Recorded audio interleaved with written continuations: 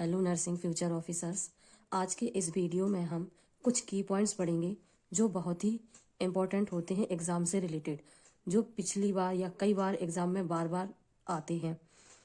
तो पहला हमारा की पॉइंट्स है action line and ultra line gap in hour. जो एक्शन लाइन होता है एंड अल्ट्रा लाइन होता है उनके बीच में कितने हावर का गैप होता है? तो कितने हावर का गैप होता है? 4 हावर का गैप होता है। अब अल्ट्रा लाइन और आपका एक्शन लाइन होता क्या है? ये पार्टोग्राफ का एक पार्ट होता है। जैसे इसमें दो टाइप के होते हैं। पहला आपका WHO के WHO composite partograph, WHO modified partograph. ये क्या है? एक ग्राफ है, इसमें दो लाइनें होती हैं, पहली और सेकंड। पहली लाइन कौन सी लाइन होती है? अल्ट्रा लाइन होती है। सेकंड लाइन कौन सी होती है? वो एक्शन लाइन होती है। इन दोनों अल्ट्रा लाइन और एक्शन लाइन के बीच में कितने हावर का गैप होता है? 4 हावर्स का। ऐसे ही जो WHO मॉडिफाइड पार्टोग्राफ होता है, इसमें भी दो ग्राफ होते हैं, एक अल्ट्रा लाइन होती है, एक एक्शन लाइन होती है। अल्ट्रा लाइन और एक्शन लाइन के बीच में 4 हावर का गैप होता है। इसी को दिया गया है कि action line and ultra line gap in hour कितना होता है? 4 हावर। WHO कॉम्पोसाइट पार्टोग्राफ में लेटेंट फेज होती है एंड एक्टिव फेज होता है, लेकिन जो WHO मॉडिफाइड पार्टोग्राफ होता है इसमें सिर्फ एक्टिव फेज होता है। इसको क्या किया गया है? यूज किया गया है और नहीं किया गया है, और इसको क्या किया? यूज किया गया है। WHO कॉम्पोसाइट पार्टोग्राफ को यूज नहीं करते हैं, लेकिन इसको मॉडिफाइड पार्टोग्राफ को क्या करते हैं? यूज करते हैं। सेकेंड है आपका WHO लेबर केयर गाइड के अकॉर्डिंग कितने सेक्शन में डिवाइड किया गया है? 7 सेक्शन में डिवाइडेड किया गया है। लेबर केयर गाइड में नो एक्शन लाइन होती है और नो अल्ट्रा लाइन, यानी कि इसमें ना तो कोई एक्शन लाइन होती है और ना ही अल्ट्रा लाइन होती है। WHO के अकॉर्डिंग जो सर्वाइकल डायलेटेड होता है, स्टार्ट होता है, वो कितने सेंटीमीटर होना चाहिए? 5 सेंटीमीटर। और जो ACOG के अकॉर्डिंग कितना होना चाहिए? 6 सेंटीमीटर। नेक्स्ट की पॉइंट है आपका फादर ऑफ जेनेटिक। जेनेटिक के फादर कौन है? JJ Mendel. कौन है? JJ Mendel.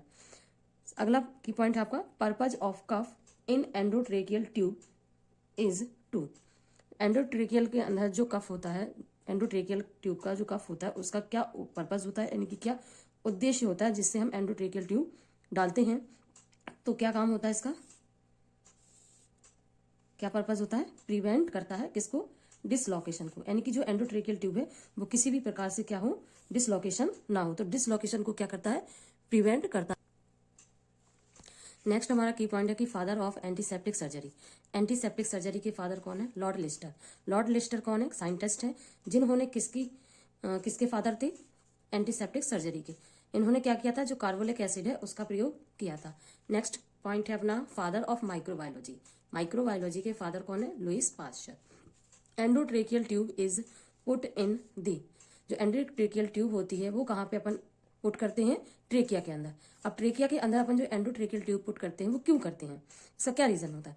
पहला तो O2 देने के लिए करते हैं, दूसरा एनेस्थीसिया के लिए, सक्शन के लिए, और मेडिसिन को प्रोवाइड करने के लिए हम ट्रेकिया के अंदर एंडोट्रेकियल ट्यूब को पुट करते हैं। अगला है फादर ऑफ बैक्टीरियोलॉजी। बैक्टीरियोलॉजी के फादर कौन है?